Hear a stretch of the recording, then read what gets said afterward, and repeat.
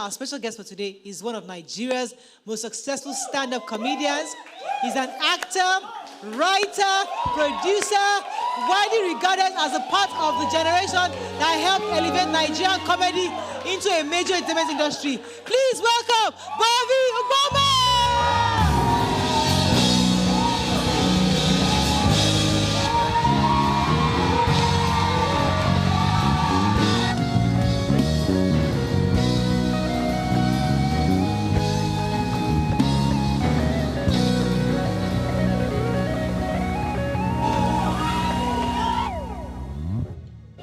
Welcome, Bovi. You have your mic.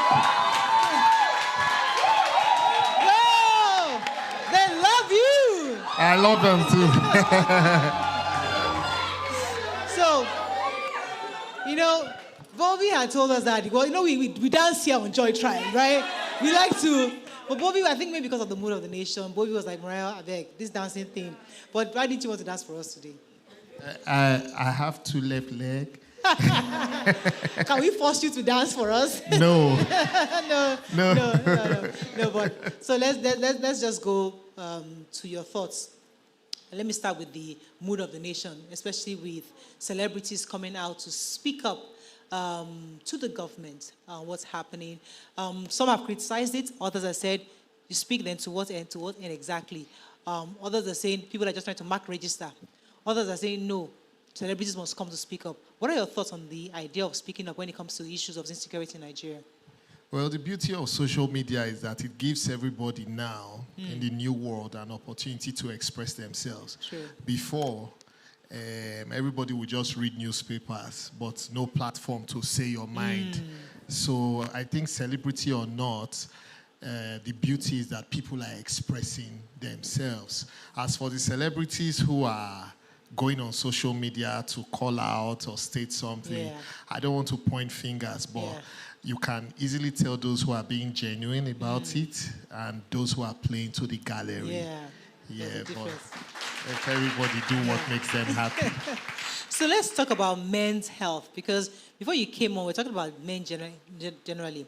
What are your thoughts on this issue of men crying? I mean, as much as people have been advocating in recent times, men should cry, men should cry. Those who are opposed to it are saying, if I cry, to what end? Are you going to solve my problem? So what, have you ever experienced this, and what are your thoughts on this issue of men expressing their emotions? Well, before, if a man cries, they'll say, a weak man. Yeah. And they'll say, are you not a man? I think one of your guests here actually said that she scolded her nephew or her brother before checking herself. So what I will say out there is that crying is a form of release, and it's not gender-based. Man or woman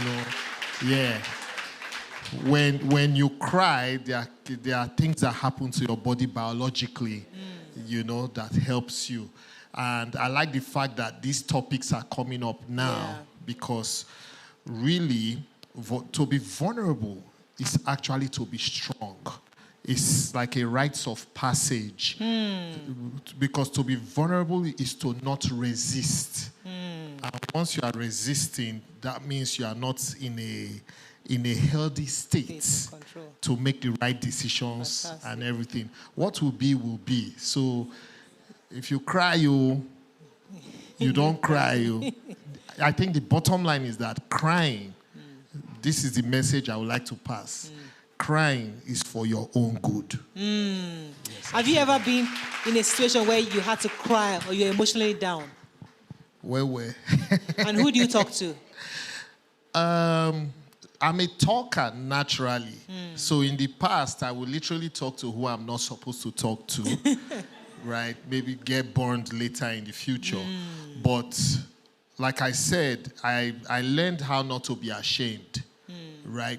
I learned quickly that you cannot be a human being and not make mistakes. So if you start to shame yourself for your mistakes, you are only just worsening your problems. And we live in a society where people are quick to say, but you said this, but you did this. And I'm always like, well, that's why I have a mind. One of the greatest tools of the mind is you can change it.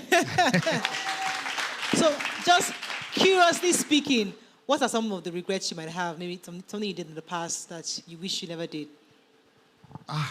There are many. Share one with us. There are many. You will have to narrow it down because, In life, marriage, career, relationships, friendships.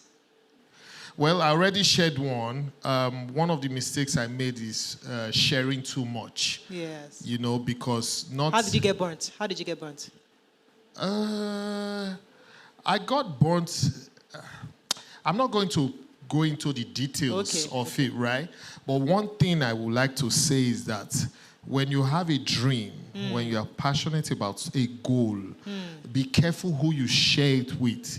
Because even the people who love you can go against you. True. Not because they hate you. Yeah. Not because they hate you, but they would like for you to remain in that circle with them, right? Yeah. Thank you. So let's go to your career. About a week ago, you won big at the 4th edition of the Humor Awards. What does it feel like to win? I have an award from the comedy industry. I mean, we saw the Humor Awards and goes to Bovi out of order. Tell us, how did that feel? It felt very good, because we live in a society where people lobby a lot. So me being at home, getting called that, you've been nominated for 2 or 3 categories, and then showing up. They were like, we want to come and present your invitation at home and all. I said, no, it's fine. Just send it, I will come. And I showed up not really expecting much. It wasn't my first time of attending. Right. So when I saw Best Comedy Act, the nominees, I was like, I should win this. Yeah. Not because I was better than the other comedians, but in the last year, the body of work that I put out. I was like, the body of work that I put out was many, impressive. Right? About 4 specials in the last year or 18 months, rather. So I felt very happy that this just came to me. Yes. It shows that people are seeing. So you hosted the AMVCA 11th edition. I mean, how was that for you? You were a partner. Who did you partner with? Somebody from Nomzamo from South Africa, right? Yeah. Yes. How was that? It was good. It was the first time I was feeling the shoes of Ike. a big man, Ike. But luckily, I have big feet too. So. Interestingly, Ike is going to be our guest tomorrow. I think I saw. So the beauty of things like the AMVC is that behind those cameras, the team working is about 100 people. Wow.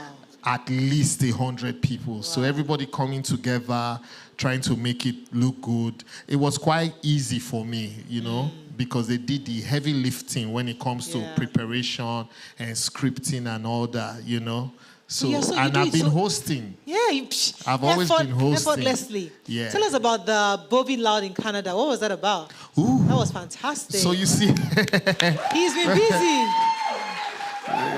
So when you introduced me, I was like, Moriel has made a mistake. He said one of the, how did you say it again?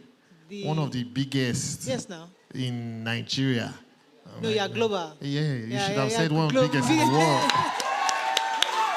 So we had 6 shows. We had 6 shows in Canada. Wow. Yeah, that's me. This was in Vancouver. Vancouver, okay. We had 6 shows in Canada. All 6 shows sold out for the day of the show. And all the promoters wished they got bigger venues. Wow. Yeah, because that's success. Africans in diaspora have a thing now for African content and African events. So I was personally surprised. So tell me, like, when you saw the success of these shows, how did it make you feel? Like, what was the feeling like at that moment when you realized you were sold out and there was a lot of people that showed up? So it's not my first time touring Canada. I think this is my 5th time going to Canada. Every other previous show I've had was successful. But what made this one different was it was bigger. The demands for tickets were more. It was crazy. So it made me feel like we are growing. They are knowing us and what we do outside of Nigeria. They are using us as the connecting, as the adapter, right? Yeah. To feel home. Yeah. And it's not just Nigerians, it's actually Africans across. and curious Canadians and Americans who want to see what's the latest thing out of Africa. So what are your thoughts on comedy in recent times? I mean, it's evolved since the Night of a Thousand Laughs many years ago. How has comedy, because today we have the fact, we have a schedule of all the shows, doing Easter and everything, but in your own view, has the comedy industry done enough to bring in new faces? Because we see the same old, you guys, you keep seeing you guys. What are you guys doing to bring in those new guys into the industry? So there are actually new guys. I think what has happened now is there's been a lot of decentralization as regards, you are used to the Echo Hotel shows and stuff, but there are other venues where younger comedians are actually killing it and having their specials. If you go on YouTube and search Nigerian comedian, you will see so many of them. Wow. Many of them are just waiting to exhale on the bigger stage. However, I must also add too that the ceiling is quite low, because when you do Echo Hotel, what next? Exactly. We need a bigger venue. We need a more centralized venue, more conducive, customer-friendly venue that can easily accommodate people and stuff like that, right? I started my career in Echo Hotel. Like, my first show was in Echo Hotel, and since then, I have always done... This was 2010. That's a long time ago. 16 years ago. Yes, I'm an OG Life now. has been good to you. Right. See how you're looking very fresh compared to... Well, I'm fresh there now. You know fresh anything. You know fresh there. You look like I'm in the jungle. Just enter. Right. But tell me how family has been. I know your family, you got married, you have kids. Because as this month again, we're talking about fatherhood, manhood. How has it been being a husband, being a father, and providing for your family, especially as a Nigerian? To be honest, Yeah. it's been easy providing for my family, because many years before I got married, I just mentally always said my family will not lack. So God always bless me so that I can provide for my family. But being a husband and being a father, generally, that is keeping provision aside, it's been tough. And that's where I will give credit to my wife, because without her, I don't think... I wasn't trained to be a father now that I am one. And I think that goes for many Nigerian men. Yeah. So we learn on the job. Right, and that's why it's very hard for me to criticize harshly anybody who's not living up to that expectation, because maybe I'm lucky, maybe because I have the ability to always question myself, and that's why I can put in the effort. And even at that, I will score myself average, you know. So if I call your wife now, will she say that you're a good husband? Why are you asking me? No, give me an idea what she will say. If I call her and say, Madam, has Bovi been a good husband? What do you think she'll say? Overall score? Oh, yeah, 100%. Yeah. Overall score, I didn't say I'm perfect. My producer says she has her on the line.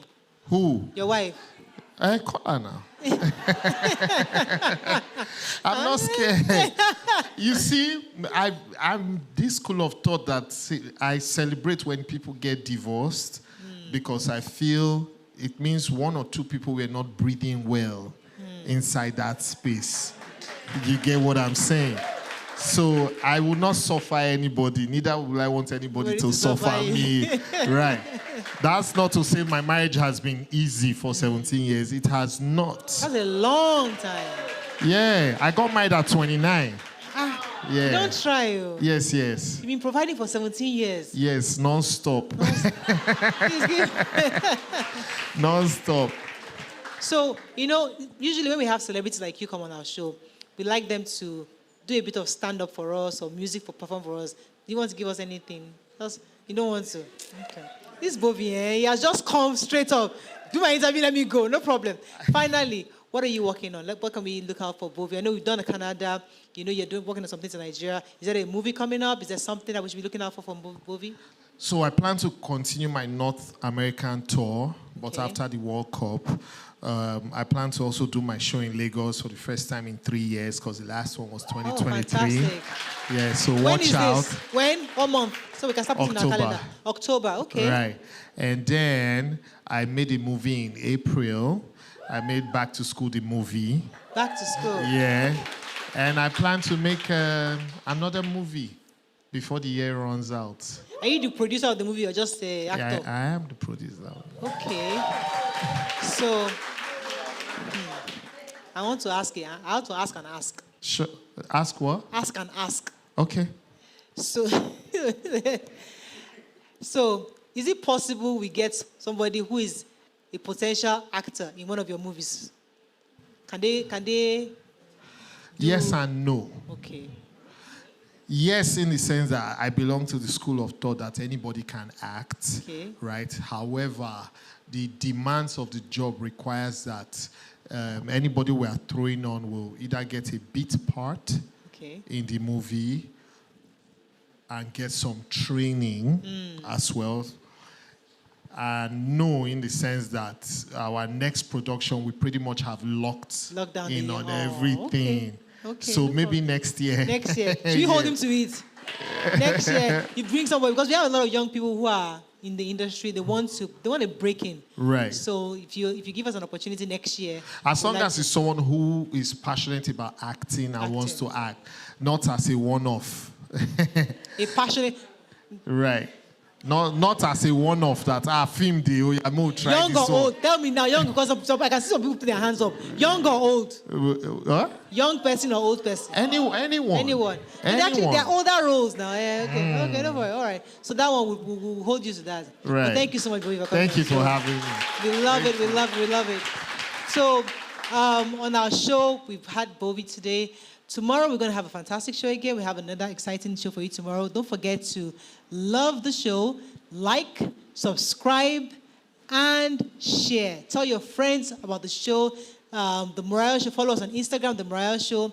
Also, subscribe to our YouTube page, Mariah Afolabi Brown on YouTube, and Map Studios Media on YouTube channel. Join us again tomorrow for an exciting show. See you then. Bye for now.